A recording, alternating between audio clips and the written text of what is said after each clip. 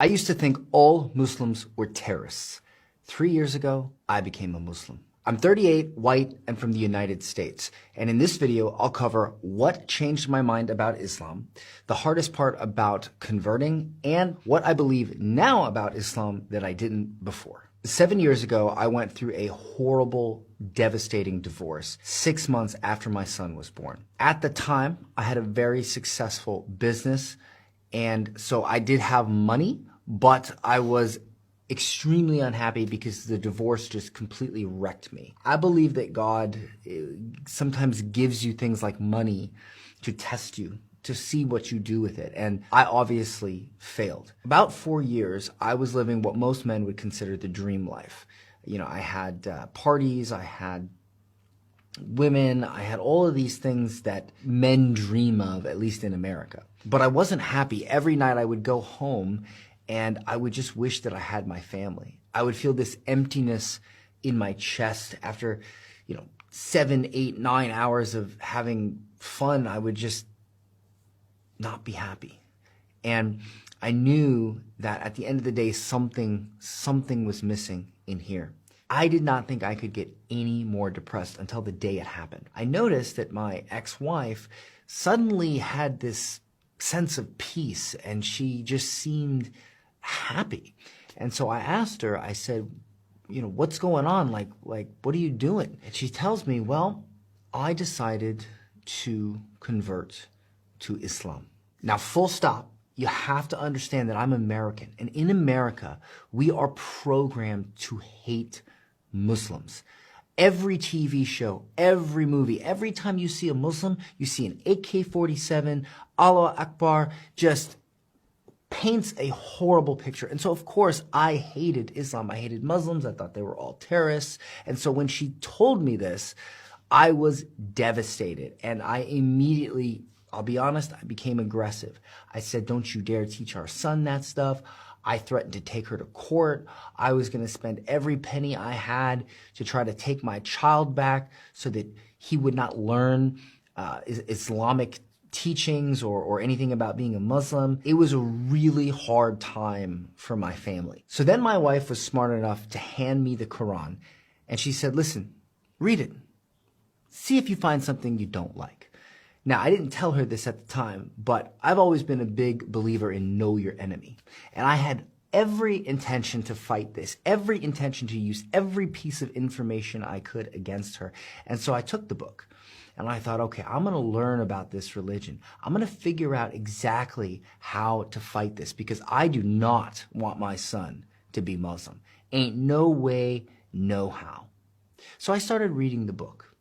And believe it or not, I didn't find much that I didn't like, but I was still very skeptical.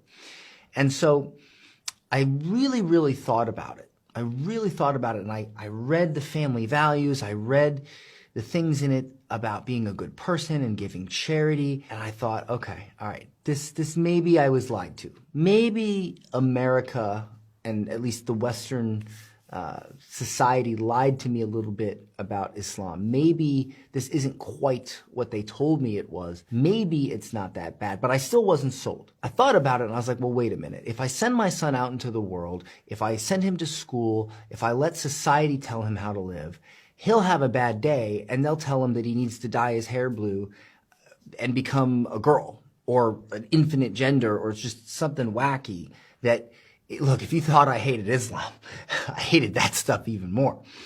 And so I thought about it and I was like, well, if he's Muslim, there ain't no way that's going to happen. If he's not Muslim, it could happen. And so I thought about it and I was like, trans-Muslim, trans-Muslim, trans-Muslim, Muslim. So I called my wife up and I said, listen, you can teach him Islam. And she was absolutely shocked. But I was making an executive decision as a father, in my mind, at the time, the lesser of two evils. Now, at this point, I really needed to understand the religion that my son was going to be taught. So I actually picked up the Quran and I started reading it. I started going to the mosque, to these little events they would have, like the children's events and the bazaars and whatnot. And I noticed that there was so much in the Quran that was amazing. There was so much about the religion that was literally like, if you were to take how the West paints a picture of Islam and you put it here, and then you put the actual religion of Islam here, they're like two completely different religions. And so I began to feel like I was lied to. Like I was told, hey, these people are bad. They believe in X, Y, Z, but in reality, they believed in A, B, C.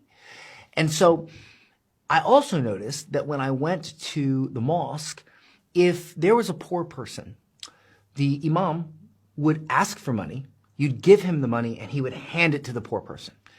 And the mosques were just as nice as they needed to be to get the job done. When I remember going to because I grew up Christian, when I went to Christian churches, I remember the preachers having, sometimes a Rolls Royce, and they would just waste money on things. And look, no shade against Christians, but for me, it just seemed more genuine to give money and have them immediately hand it to a sister who needed it, who was struggling to feed her family, not put it in a collection jar and just hopefully maybe it'll make its way through the Rolls Royce dealership, maybe to the poor people. And so I just noticed all these things and I thought, man, this is a beautiful religion.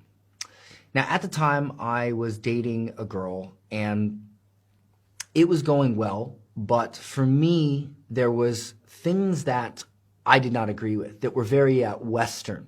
Things like, hanging out with other guys privately and, going on trips by yourself while hanging out with other men, and just things that I was not comfortable with. And it created conflict, and I ended the relationship. Now, I did not really realize this at the time, but that was a very Muslim thing to do. Like if you have a relationship with a man or you're married or something like that, you shouldn't be hanging out with other dudes. It's just like a basic. And I didn't need to be Muslim to feel that way. And so, that relationship ended and I was very depressed because now I had no one. I still was unmarried. I couldn't see my son all the time. And so my wife, my ex-wife at the time, noticed how depressed I was and she sent me a tafsir. And it was called Message for the Sick, because I was really, really depressed. And again, I reiterate, I had a lot of blessings in my life. Money, health, things like this, my parents both being alive, and I was still so miserable. And so she sent me this Message for the Sick. I read it, and when I read it,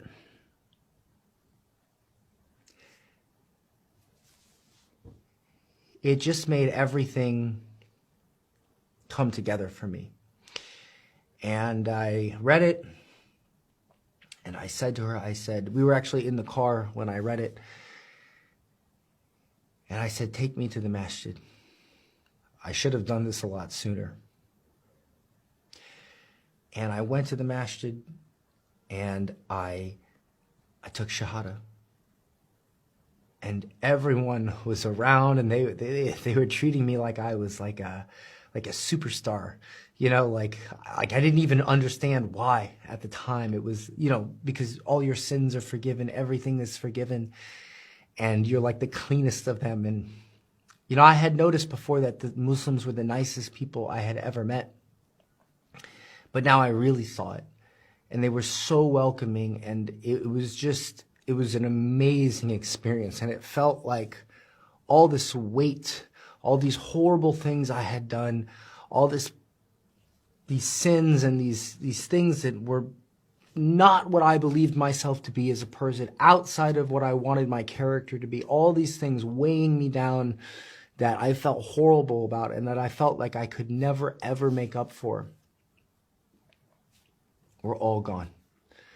And I made a promise that day that I would stick to not committing major haram, meaning like riba, zina, all the major stuff. And I would obviously try my best for the minor.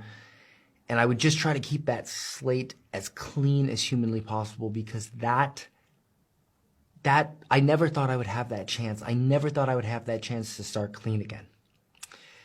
And so That is how I changed my mind about Islam.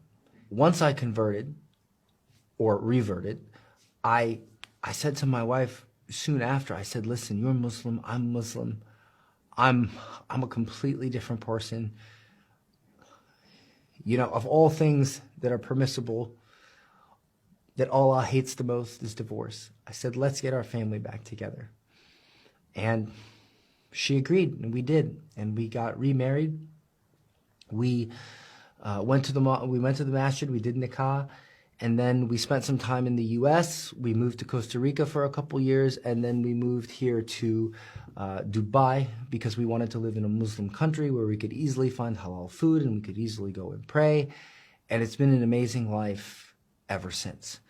And I'll tell you, the hardest part of converting was my family. It was convincing my father not to hate me because, again, American, programmed to hate Muslims.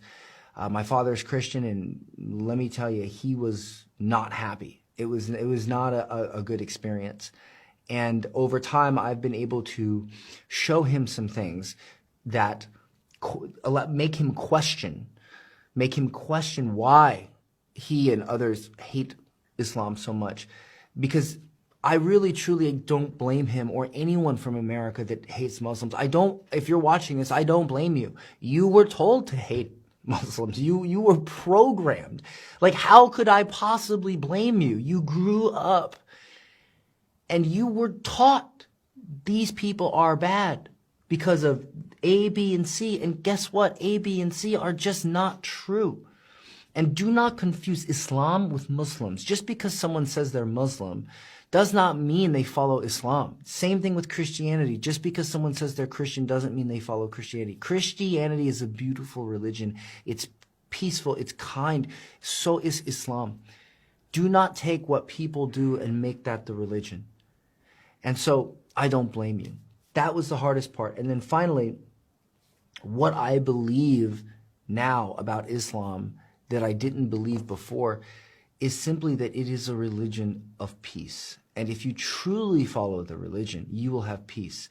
I never once have to worry about my wife going and having lunch with another man. Like, that's not even a conversation, you know? I don't have to worry about her going out and partying. I don't have to worry about any of the things I had to worry about with women in America. I don't have to worry about my life getting derailed with drugs and alcohol because, mashallah, I have not drank in 3 years. I cannot express enough how good your life will be when you follow the system. And Islam is a beautiful system for peace and happiness and just having your life together.